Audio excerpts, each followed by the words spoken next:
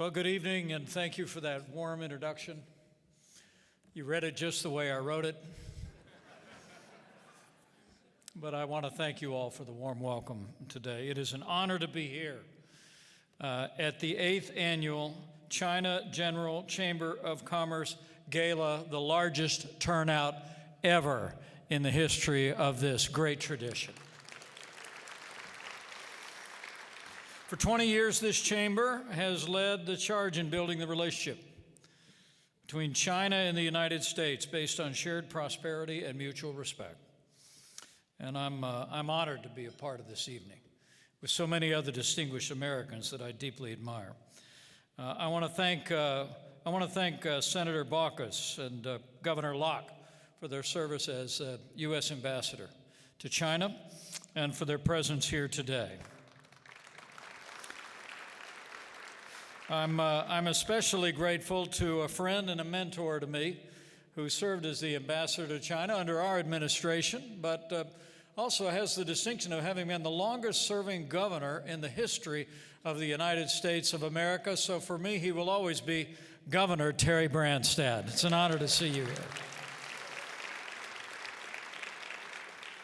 And to the mayors that are present here today, and governors and honored guests, it's a privilege to be with you all this evening. I also wanted to give you an opportunity because while he made his way to the podium, he didn't get the round of applause I think he deserves. He is a friend of mine. I have known his family since my days as governor of Indiana. His love for his heritage in China, his love for his fellow Americans is deeply inspiring to me. Thank you, Pin Ni, for your leadership of this organization, for bringing us together tonight. And it is good to be back in Chicago. I told Mayor Daley, it came as a surprise to him, I think, that I was raised by two South Side Chicago kids who made their way down to a small town in Indiana where I showed up. But Chicago will always be my second hometown. And let me take this opportunity because I know these moments are rare. But Mayor Daley, thank you for your extraordinary leadership of this great, great city for this nation. God bless you. As some of you may have heard, I was supposed to speak at CGCC 8 years ago, back in 2016 when I was governor of Indiana, but something came up. I got a phone call that took me to Washington, D.C. for 4 years, but it's my great honor to finally be here with all of you today, 8 years later. You know, I do believe it has been said already tonight that the theme of our gathering, Charter a New Horizon, is altogether fitting and particularly timely at a time of change in America and change in the Asia Pacific. Let me say emphatically, as a former Vice President of the United States and as the proud father and father-in-law of a United States Marine and a United States Navy pilot, I believe that China and the United States must charter a new horizon if we are to forge a peaceful and prosperous future in the balance of the 21st century. And I want to thank you all for your dedication to that principle. Now, many of you may not know that throughout my career I have been a strong supporter of free trade. I used to say when I was governor of Indiana that trade means jobs, and it was one of the reasons why I took a great interest in America's relationship with China from early on. I will tell you, as a Hoosier, I learned about China from neighbors and friends, companies in China like Eli Lilly that have been located in China for more than 100 years. And in my hometown of Columbus, Indiana, Cummins Engine Company, I watched, as I began my adult career, I watched the relationship between my hometown and their facilities in China grow and expand and create opportunities. I also heard from missionaries who had spent a lifetime of service in China to come back to hear about the great people of the nation that so many of you call your heritage or call your home. And I've ever been inspired by the dedication to family, by industry, and by the inspiring example of the people of China. During my time in Congress, I supported permanent normal trade relations. As governor of Indiana, I traveled to China and led a trade mission to encourage expanded investment in my home state and across the Midwest. I did so always believing in those years that expanded trade and expanded cultural exchange between our people would enhance greater cooperation and would advance the principles of free markets and freedom for America and China and the world. But despite the best hopes and intentions of many of us in this country, and I would venture to say of virtually everyone in this room, that was not to be. The truth is, after years of trade abuses, intellectual property theft, and an increasingly adversarial posture by the communist government in China across the Asia Pacific, it has become clear to many of us, sadly, that the hope of greater liberalization derived from our relationship was for naught. But today I come before you with resolve and hope that better days are ahead for the people of America, for Chinese Americans, and yes, for the people of China. Back in 2018, as Vice President, I presented the Trump-Pence administration's first major address on changing our policy toward China. In that speech, I explained that our administration was taking a new, tougher stance on China under the Chinese Communist Party's rule. I explained that for many years, leaders in both political parties seemed to have turned a hopeful but ultimately a blind eye to many of China's abuses on trade and beyond, even in the area of human rights, under the misguided hope that China's newfound prosperity would lead to liberty. But our administration saw the regime in Beijing for what it was, and I still do. China, truthfully, is the greatest strategic and economic challenge facing the United States in the 21st century. Over the course of our administration, we changed the national consensus on China here in the United States. For the first time under our administration, we met military provocations in the Asia Pacific with the largest increase in military spending since the days of Ronald Reagan. We were the first country to call out Chinese leaders for their mistreatment of Uyghurs in Xinjiang and for undermining democracy in Hong Kong. And we stood up to years of those same abuses in trade by imposing historic tariffs that brought China to the negotiating table. I remember when I first met Vice Premier Liu He at an APEC conference overseas.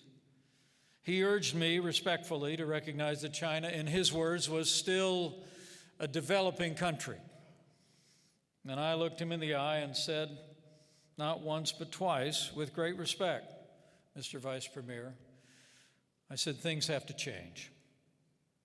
And one thing is certain as we gather tonight, change is coming, especially for those of you who conduct business in both China and the United States. And it's that to which I want to speak tonight. I mean, if you doubt it, you could see the recent bipartisan support in Congress forcing the sale of China's own TikTok. Just a few weeks from today, America will swear in a new president and a new administration that will undoubtedly return to the hawkish approach that we took when I was vice president. Now, I no longer speak for the American government, but as a private citizen, I want to assure you I will strongly support President-elect Trump's tough trade policies on China. I believe in free trade with free nations, and I believe in using access to the most prosperous economy on earth to promote the principles of human dignity and democracy around the world. Now, I'm sure as we gather this evening that many of you are concerned that future tariffs on China will hurt the economy, ours and China's, or potentially, even worse, lead to a trade war that damages both our nations. And I understand these concerns.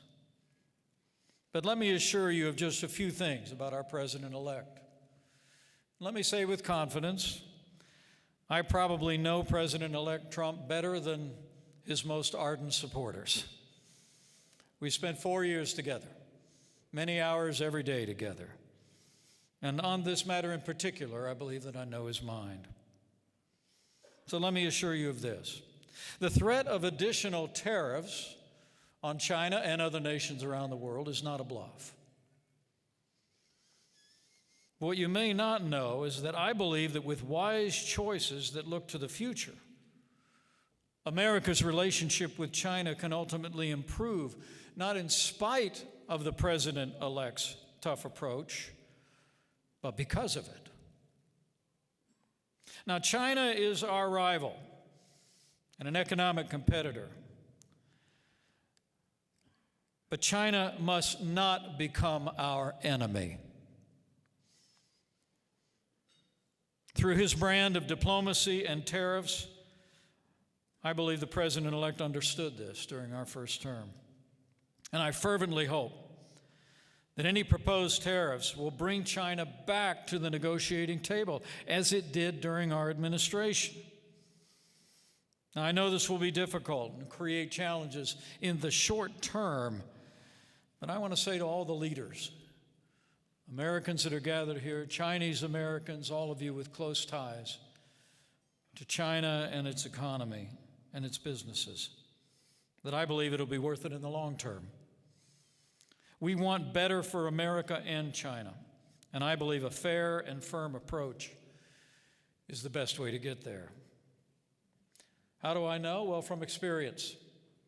I remember during our administrations, critics said that we were too tough on China and its communist rulers. But frankly, it was precisely that tough approach that gave rise to the Phase 1 trade deal that was signed in the East Room of the White House in January of 2020. It was a trade deal that actually doubled China's imports of American agricultural goods. And it was an extraordinary, fresh, new start. I'm grateful that President Biden maintained our policies for tariffs on China, but for the most part, the relationship and the progress seemed to stagnate over the past 4 years. And I fully expect the incoming administration to pick up where we left off. So let me say, my great hope is that China doesn't view impending American tariffs as punitive or hostile, but as an opportunity to enter negotiations in good faith and create a relationship that's more free and more fair to all. I can assure you from firsthand experience that President Trump will treat China's leaders exactly as he did in the past. He will treat them with personal respect, but also with firmness and a stance that puts our nation's interests first. You need look only in the way the president-elect is already waging his positions on social media months before he's taken office. He recently expressed frustration about the flow of fentanyl into our country, the vast majority of which passes from China into the United States, claiming nearly 100,000 lives annually. But let me say this. I believe the goal of tariffs is not to isolate or restrain China, but rather the president's-elect's goal in tariffs is to promote better relations through actions and reform to forge a better future. I met President Xi in Papua New Guinea at the APEC conference in 2018. Now, whenever I was traveling overseas, and Senator Baucus, you may remember these experiences, I would always make a point as vice president to speak to the president about any message that he wanted me to convey to another head of state that I would be speaking with. Well, we were at a reception before the APEC dinner event. President Xi approached me and introduced himself, and I introduced myself. He asked me if I had ever been to China, and I said, Mr. President, I have. And he said, you should come back. And I said, it would be my great honor. And then I said to him that I had asked the president if he had a message for President Xi, and actually the president had two messages. And so he paused and listened, said, "Go ahead." And I said, "Well, President Trump's first message is that he likes you very much." And at that point, President Xi, who had been fairly austere up to that point, all of a sudden became very animated and said, "Well, I like him very much," and asked me to send his best personal regards.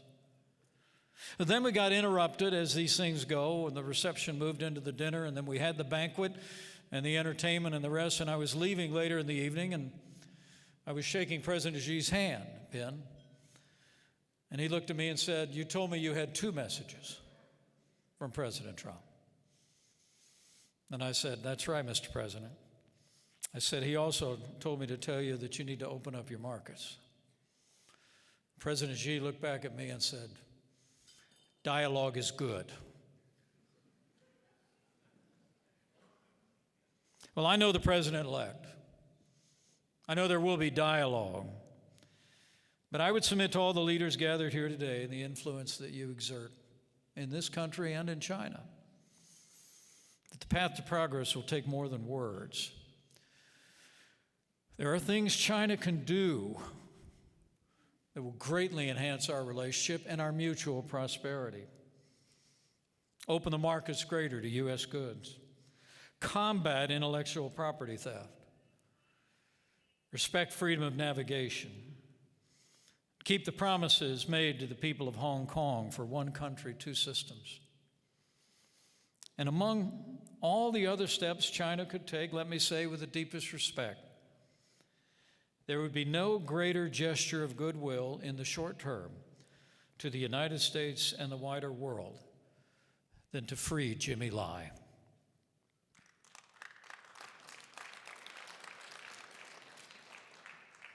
I met Jimmy Lai at the White House in 2019. He's facing trial today in Hong Kong. There's some controversy about what we spoke about, so let me say on the record in front of so many leaders. He did not ask for any action against Hong Kong or China in our meeting. He simply came to urge us to continue to speak out on behalf of the people of Hong Kong. Now, let me say these various steps that China could consider would not only respect America's interests and those of the wider world, but they also would demonstrate the CCP's willingness to embrace a better and more peaceful future based on fairness, respect, and reciprocity. So why speak about these matters here?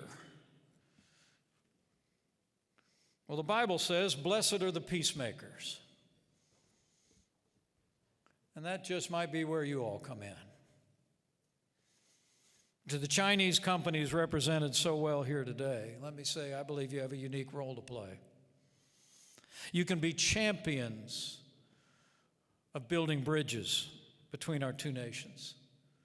Encourage the leaders of your government to take those steps that I described and others to demonstrate China's dedication to being a responsible global citizen.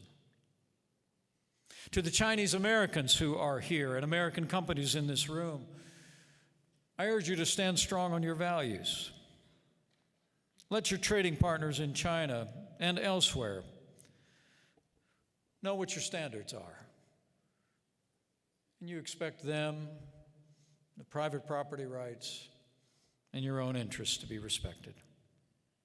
And everyone else gathered here, let's remember the burden that's on our shoulders. Particularly we as Americans.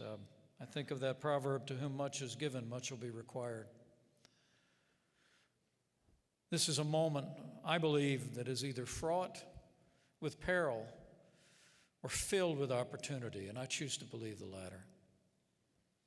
So for everyone gathered here, let's remember that the choices that we make, the policies that we are willing to stand for, will shape the world of tomorrow. And I believe that by standing for the timeless principles of freedom, we can chart a new horizon, a more peaceful and prosperous for all.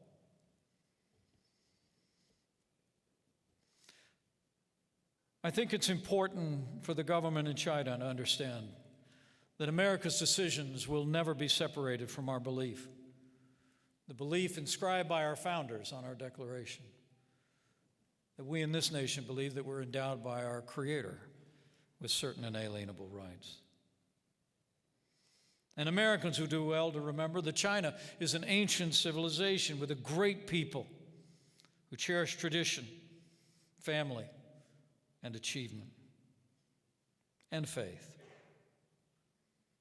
In fact, as we stand here today, I'm told that there are more Chinese Christians in church on any given Sunday in China than there are members of the Chinese Communist Party.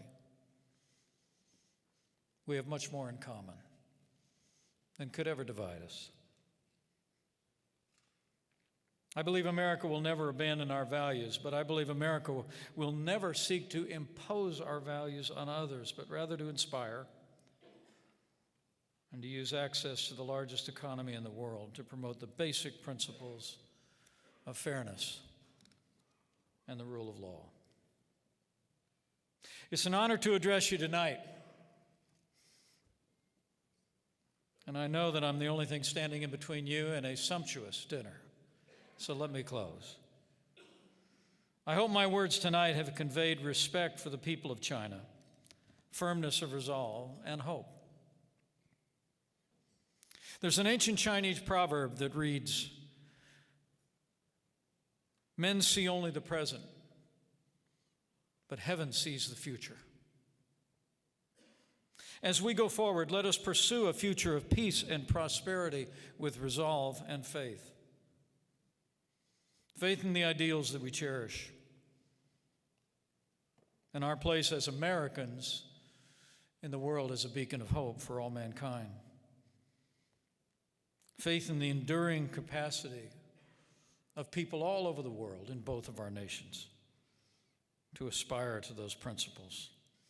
And faith that heaven sees the future, and that by God's grace it will be a future in which America, China, move beyond our present disagreements and forge a relationship grounded in mutual respect, where we can stand together proudly as partners and friends. I believe America will continue to stand strong as a new administration takes office in just a few short weeks. With one hand extended in friendship and another hand resting comfortably on the arsenal of democracy, we will still hope that China will reach back with deeds and not words to build a future based on shared prosperity and mutual respect. So help us God. Thank you for the honor of being with you tonight, and God bless you all.